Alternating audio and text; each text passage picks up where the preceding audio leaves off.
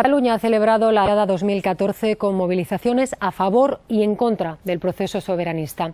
En el calendario independentista figura el 9 de noviembre como fecha para la convocatoria de una consulta que no contempla la Constitución.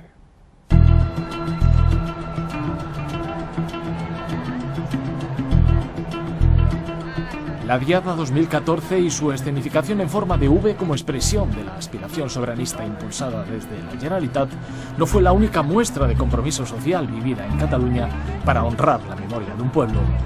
A 100 kilómetros de Barcelona, en Tarragona, la señera estuvo presente como signo de concordia de Cataluña con España más allá de los acontecimientos vividos en 1714.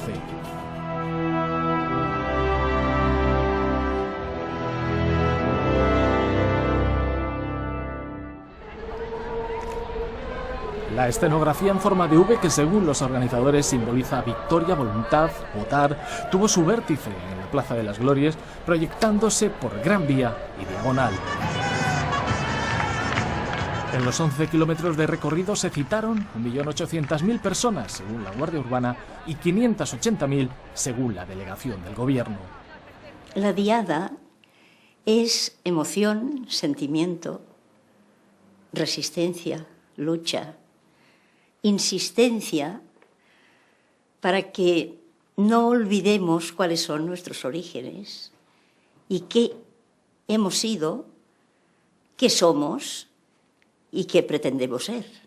Pero la Diada que se celebra en este momento es simplemente un encuadramiento de las masas, ¿no?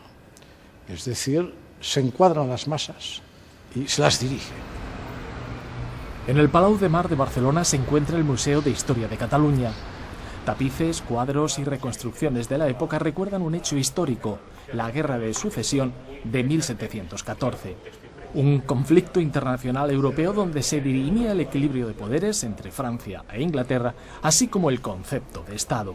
Los resistentes de Barcelona luchan por sus libertades, que son las de las constituciones, pero al mismo tiempo por la libertad de toda España, en el sentido de que España no caiga bajo un poder absoluto como el de Luis XIV de Francia. Tal sublevación no pasó nunca. Ni hubo sublevación ni pueblo catalán, porque los catalanes no se sentían como un pueblo unificado. Han intentado crear otra percepción del pasado. Una percepción, yo diría, y todos los historiadores realmente dirían, falsa, porque es una manipulación del pasado en intereses de cierto partido político. En el cuadro de Antoni Struc se evoca, desde una perspectiva romántica, la defensa de la ciudad. Rafael Casanova, icono del independentismo y a quien pinta enarbolando la señera, no murió en batalla. Herido en una pierna, abandonó la ciudad y se refugió en Sant Boi.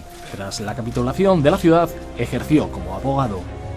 Realmente era una persona que simplemente en las circunstancias suyas históricas del momento tenía que elegir entre dos partidos, los Borbones y los Austrias.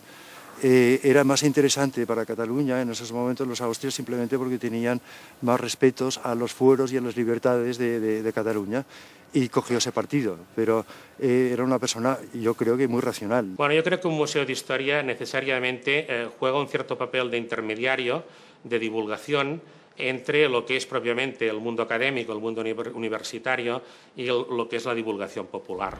Aprovechando la celebración del tercer centenario, se han publicado libros y presentado estudios sobre España y Cataluña. Tras la guerra, Felipe V implantó para toda España los decretos de planta. En aquella época no había, según los historiadores, un sentimiento independentista. El austriacismo en la Guerra de Sucesión no es independentista. El austriacismo plantea un proyecto político, digamos, para una España federal o confederal. Los resistentes de Barcelona el 11 de septiembre están luchando por sus libertades, que son las de las constituciones, pero al mismo tiempo están luchando por la libertad de España. Cataluña como entidad cultural tenía poca formación, poca identidad, y el sentimiento de ser catalán, sentirse catalán o de luchar por Cataluña era imposible. Por primera vez en la festividad de la Diada, un presidente de la Generalitat participaba en la ofrenda del Fossar de las Moreras para rendir homenaje a los caídos en la defensa de la ciudad, un gesto considerado unidireccional por algunos sectores catalanes. Sí, como es que Cataluña es una nación que pretende ser un Estado. Y esto se le tiene que respetar. En este momento es muy difícil establecer formas de entendimiento. A mi entender, desde mi punto de vista, las únicas formas de entendimiento posibles son las que de la Constitución del 78. La Constitución del 78 es el gran gesto, no de España con Cataluña, sino que los españoles consigo mismos.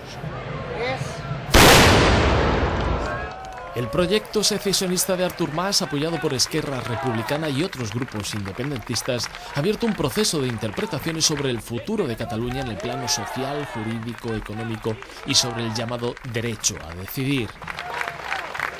Cataluña ha sido, diríamos, adoctrinada desde los medios y naturalmente también, incluso desde la propia educación a los niños, ha sido adoctrinada en este sentido.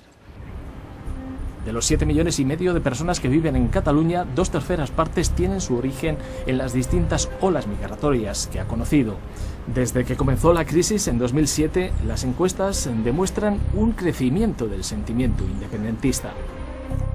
Artur Mas intenta gestionar la crisis económica, le sale mal, tiene a la gente en la calle por las medidas de austeridad y entonces, de alguna forma, al ver cómo el 11 de septiembre todo este descontento salía a la calle, vio la oleada sobre la que podía surfear hacia no se sabe dónde.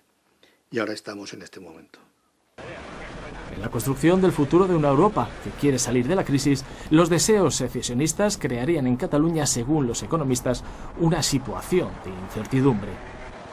Cataluña, con sus 35.000 kilómetros cuadrados, sus 7,5 millones de habitantes, podría ser perfectamente un Estado independiente.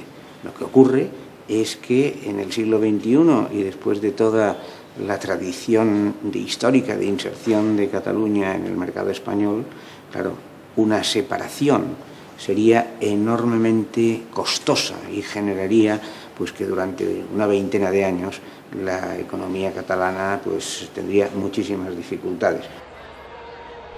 En la Diada de Barcelona también se escenificó el llamado derecho a decidir. Sus defensores esgrimen como argumento para llevar a cabo la consulta que el deseo del pueblo tiene más fuerza que el poder de la ley.